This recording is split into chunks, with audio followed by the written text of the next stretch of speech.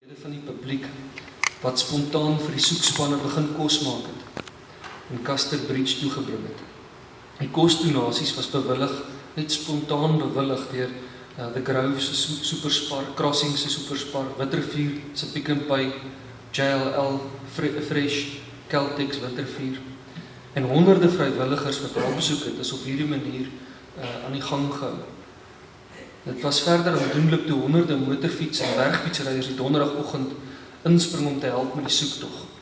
Honderde hektare is op hierdie manier deursoek. Verskeie drukkersmaatskappye, kerkkantore en individue het pamflette op eie onkostes laat druk om te versprei. Dankie vir julle flink optrede op kort kennisgewing.